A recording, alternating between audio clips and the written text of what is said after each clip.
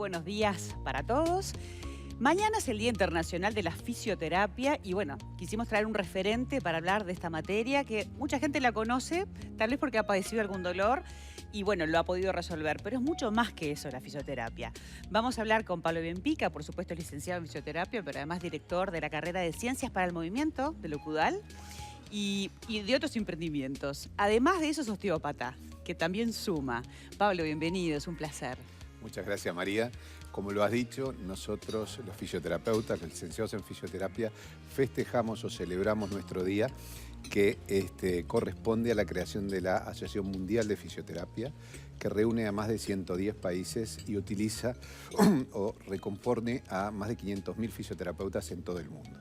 Eso es lo que se festeja mañana y aprovechamos este tiempo para, transmitirle a la población en general, a la teleaudiencia en este caso, las características y capacidades que tenemos los fisioterapeutas para que también se enteren antes de que nos necesiten en algún caso. Por supuesto, se trabaja en equipos multidisciplinarios con médicos, pero específicamente vamos a ayudar a entender que obviamente es una carrera de grado, no es un masajista, no es un movimiento, el huesero como le dicen, sí, sino que va mucho más allá. ¿Y qué es lo que abarca y justamente en qué se aplica? Bien, es una carrera universitaria a nivel mundial.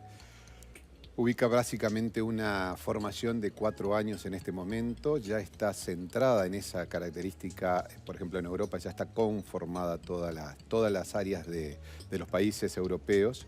En su momento teníamos diferentes nombres, identificaban a la kinesiología, la terapia física y la fisioterapia como elementos de la misma información. Y por eso que hay algunas diferencias. La kinesiología, tanto de los compañeros o colegas argentinos y chilenos, equivalen a la fisioterapia de los uruguayos y brasileros, para poner un ejemplo de aquí del Mercosur. No es lo mismo la kinesiología en el Uruguay, que es otra área que no está vinculada al área universitaria. Pero sí, como tú decías, todos los fisioterapeutas nos identificamos y trabajamos para diferentes mejoras. Entre ellas está la más conocida, la más característica, que es la osteoarticular, pero también tenemos un aporte para la neurológica, la pediatría, dentro de la pediatría, la neuropediatría, la neumopediatría, las características respiratorias para aquellos pacientes que tienen EPOC y otro tipo de patologías respiratorias. Los cuidados críticos, nos hacemos muy fuertes en CTI para poder aprovechar y ayudar a esas personas que están en un momento muy especial y muy delicado de su salud. Pero también trabajamos en otras áreas como puede ser el piso pélvico, tanto en mujeres como en hombres, la incontinencia urinaria, que no necesariamente tiene que ser grave. Muchas veces damos un gran aporte en la incontinencia urinaria. Sin llegar a tener que ser quirúrgico, se puede resolver en un estadio 1, ¿no? Capaz que en un estadio 4.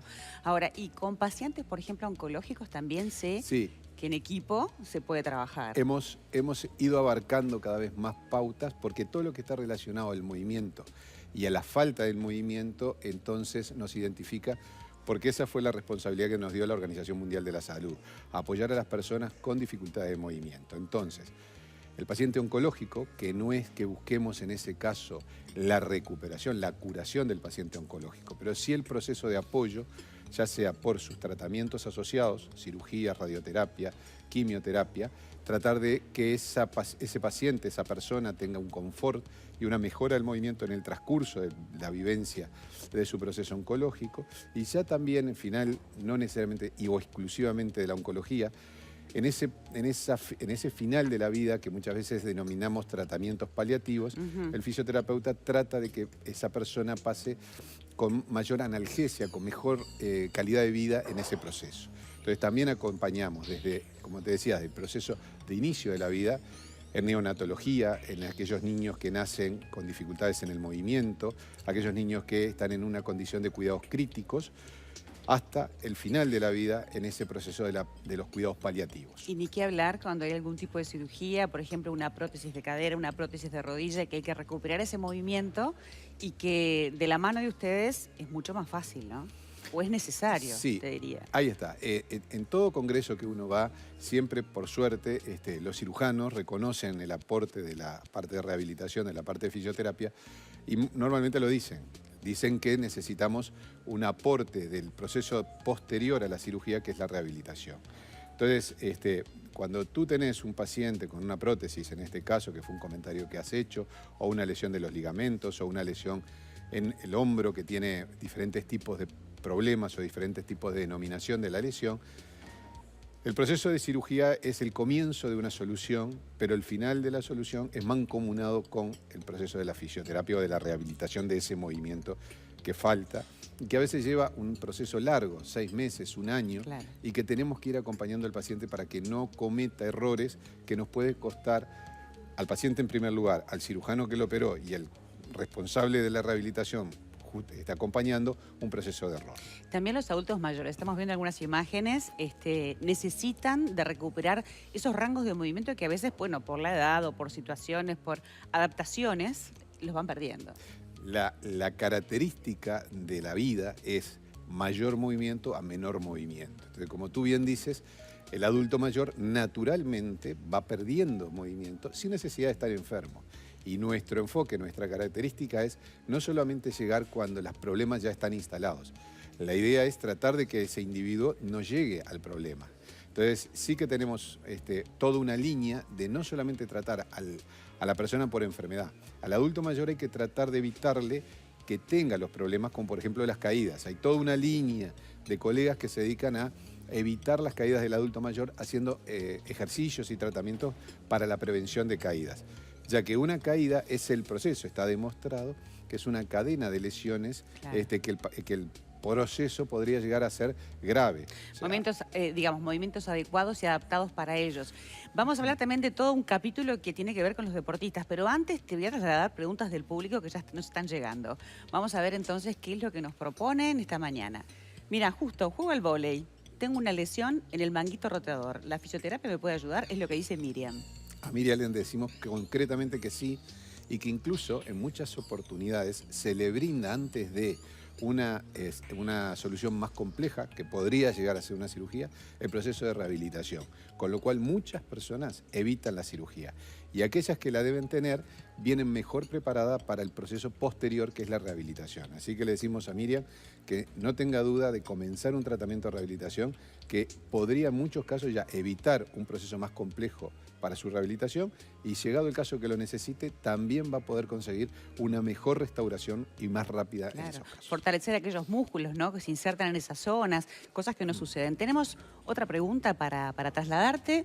Sufro de cefaleas por contracturas en las cervicales por estrés. Estoy continuamente tomando calmantes y relajante muscular. ¿La fisioterapia puede ser un tratamiento?, nos propone Alejandra.